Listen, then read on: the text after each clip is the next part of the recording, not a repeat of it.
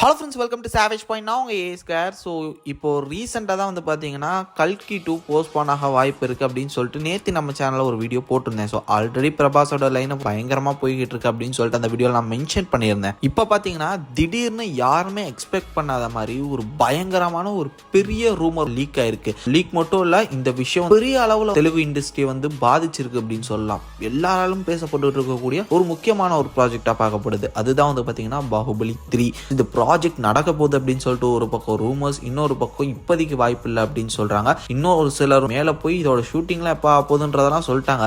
But அந்த production சைட்லேருந்து ஒரு சில முக்கியமான நியூஸஸ் அண்ட் பாகுபலி யூனிவர்ஸ்லேருந்து ஒரு சில அப்டேட்ஸ்லாம் கிடைச்சிருக்கு இந்த ரூமர்ஸை ஒட்டி. அதெல்லாம் என்ன அப்படின்றத இன்னைக்கு இந்த வீடியோ நம்ம பார்த்துலாம். அதனால ஸ்கிப் பண்ணாமல் இந்த வீடியோவா ஃபுல்லாக பாருங்க. வாங்க நம்ம வீடியோக்குள்ளே போகலாம்.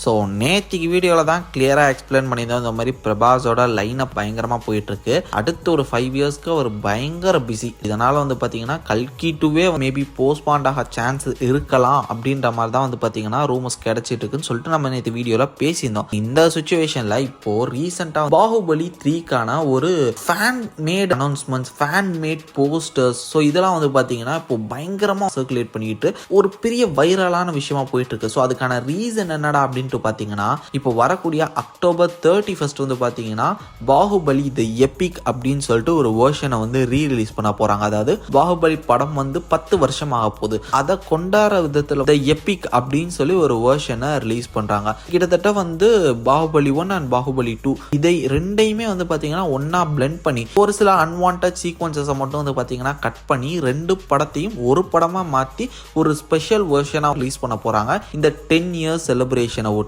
அதை வந்து அபிஷியலாவே அனௌன்ஸ் பண்ணிட்டாங்க. எபிக்ஸ், ஐமேக்ஸ் எல்லா வெர்ஷன்ஸ்லயும் வந்து பாத்தீங்கன்னா அக்டோபர் 31 ஒரு கிராண்ட் ரீ ரிலீஸா வந்து பாத்தீங்கன்னா பாகுபலி தி எபிக் அப்படின்னு சொல்லிட்டு இந்த ஒரு வெர்ஷன் வரப்போகுது. இதை வச்சுதான் வந்து பாத்தீங்கன்னா இந்த ரூமர்ஸ் இதெல்லாம் ஸ்ப்ரெட் ஆகுது. ஃபார் ரீசன் என்ன, ப்ரொடியூசர் வந்து பாத்தீங்கன்னா பேசியிருந்தாரு. ஸோ ப்ரொடியூசர்கிட்ட கேட்கும்போது இந்த மாதிரி பாகுபலி 3 வந்து இப்போ அபிஷியலா இல்லை, அதுக்கான அனௌன்ஸ்மெண்ட் நான் என்னால் கொடுக்க முடியாது, இப்போதைக்கு இல்லை பாகுபலி 3. பட் பாகுபலி யூனிவர்ஸ் அப்படின்னு சொல்லி மென்ஷன் பண்ணியிருக்காரு. லைக் பாகுபலி யூனிவர்ஸ், லைக் இதுல வந்து சொல்ல வேண்டிய கதைகள் நிறைய இருக்கு, அதை நான் வந்து உறுதியா சொல்லுவேன். பட் இப்போதைக்கு அது மேபி வாய்ப்பு இல்லை அப்படின்ற மாதிரி ப்ரொடியூசர் கிளியர் பண்ணிட்டாரு.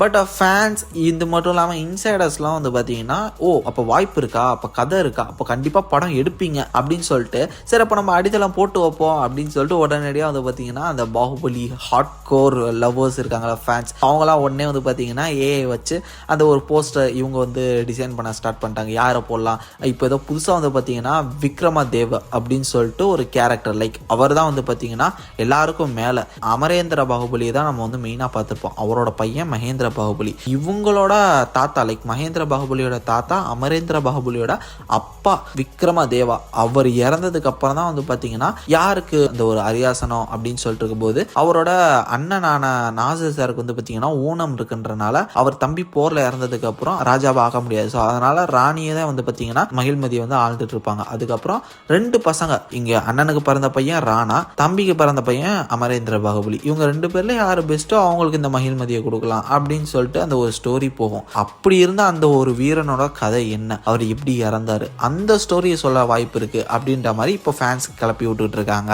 இன்னும் சிலர் என்ன சொல்றாங்கன்னா, மகேந்திர பாகுபலி இருக்கார்ல, லைக் அமரேந்திர பாகுபலியோட டோட்டல் ஸ்டோரி என்னன்னு நம்ம பார்த்துட்டோம். அவர் எப்படி வந்தாரு, தென் இது மட்டும் இல்லாம அமரேந்திர பாகுபலி பல்வாள் தேவன் இவங்களுக்கு இடையில இந்த பாகுபலி 1 and 2ல இல்லாத ஸ்டோரி வந்து பாத்தீங்கன்னா அனிமேட்டட் வெர்ஷன்ஸ்லயும் வந்து டிஸ்னி ஹாட் ஸ்டார்ல ரிலீஸ் பண்ணாங்க. இதுக்கு இடைப்பட்ட காலத்துல அவங்க சந்திச்ச போர் என்ன, அவங்க சந்திச்ச யுத்தகலம்லாம் என்ன அப்படின்றத அனிமேஷன் வெர்ஷன்லயும் ராஜமௌலி சாரோட ஸ்டோரி நரேஷன்ல அதை நம்ம பார்த்திருப்போம். அப்படி பார்க்கும்போது அவங்களோட ஸ்டோரி, அவங்களோட ஃபுல் ஆரிஜினும் கிளியர் ஆயிடுச்சு. இப்போ மகேந்திர பாகுபலி அவருக்கு அப்புறம் இவர் இப்போ ஆட்சியை பிடிச்சிட்டாரு. கிட்டத்தட்ட ராணாவை டிஃபீட் பண்ணிட்டு இப்போ மகிழ்மதியை இவர் வந்து பிடிச்சிட்டாரு. இவர் என்ன மாதிரி ஆட்சி பண்றாருன்ற மாதிரியான ஸ்டோரியா போகும் அப்படின்னு ஒரு பக்கம். மறுபக்கம் வந்து பார்த்தீங்கன்னா இல்லை அவரோட தாத்தாவோட ஸ்டோரியை தான் எடுக்க போறாரு அப்படின்ற மாதிரி சொல்றாங்க.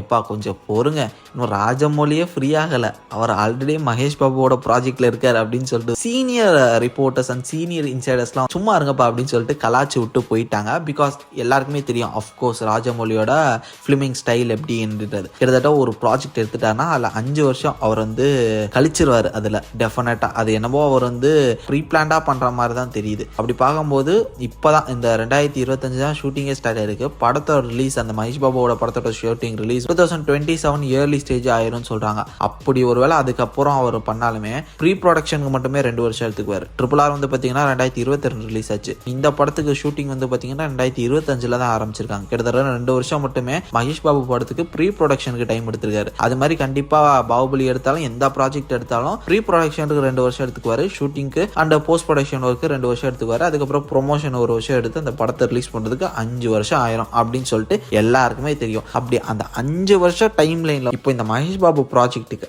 அப்புறம் அவர் என்ன சூஸ் பண்ண போறாரு? ஏன்னா நிறைய பேர் என்ன சொல்றாங்கன்னா அந்த குருட்சேத்திர போர் மகாபாரதத்தை வந்து அவர் பண்ண போறாரு அப்படின்ற மாதிரி சொல்றாங்க.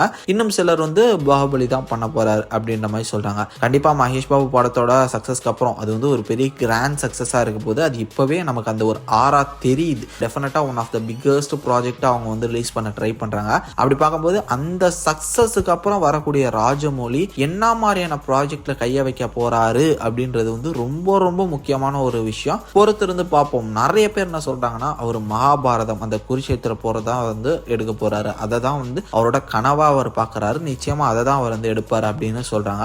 அஃப்கோர்ஸ் அதுக்கான பொட்டன்ஷியல் அவருக்கு இருக்கும். அதே மாதிரி இன்னொரு பக்கம் அவர் உருவாக்கின அவரை ஒரு பெரிய டைரக்டரா அடையாளப்படுத்தின ஒரு பாகுபலி அப்படின்னு சொல்லக்கூடிய அந்த ஒரு யூனிவர்ஸ் அது கிட்டத்தட்ட அவர் பெத்தெடுத்த குழந்தை மாதிரி. ஸோ நிச்சயமா அதுக்கும் அவர் வந்து போறதுக்கான ஒரு சான்சஸ் இருக்கு. அது மேபி அந்த டைம்ல அவர் என்ன கால் எடுக்கிறாருன்றத வச்சுதான் அந்த டைம்ல பிரபாஸ் தென் அந்த கேரக்டர்ஸ் அவங்களோட அந்த கோஆபரேஷன் இருக்கணும். பிரபாஸ் வந்து பாகுபலி 3 இருக்கு வரீங்களான்னு கூப்பிட்டாலே ஓடிடுவார் போல. அது வந்து பல இடங்கள்ல அவரே கலாச்சிருக்காரு ராஜமௌலியை. அப்படி பார்க்கும்போது எப்படி இந்த ஒரு கூட்டணியை வந்து ஒன்றிணைச்சு சேர்த்து எடுக்க போறாங்க அப்படின்னு தெரியல. பொறுத்திருந்து பார்ப்போம். ஸோ நீங்க என்ன நினைக்கிறீங்க? பாகுபலி 3 நீங்க எக்ஸ்பெக்ட் பண்றீங்களா? மறக்காம உங்களோட தாட்ஸ் அண்ட் வியூஸை கமெண்ட் செக்ஷன்ல மென்ஷன் பண்ணுங்க, நான் பார்த்து தெரிஞ்சுக்கிறேன். சரி ஃப்ரெண்ட்ஸ், இதே மாதிரி தான் வந்து நிறைய இன்ட்ரெஸ்டிங்கான வீடியோஸ் பார்க்கறதுக்கு மறக்காம நம்ம சாவேஜ் பாயிண்ட் சேனலை சப்ஸ்கிரைப் பண்ணி அந்த பெல் ஐக்கனை பிரஸ் பண்ணிக்கங்க. அடுத்த ஒரு இன்ட்ரெஸ்டிங்கான வீடியோல நாளைக்கு மீட் பண்றேன். அது வரையும் tata bye bye, take care from A Square.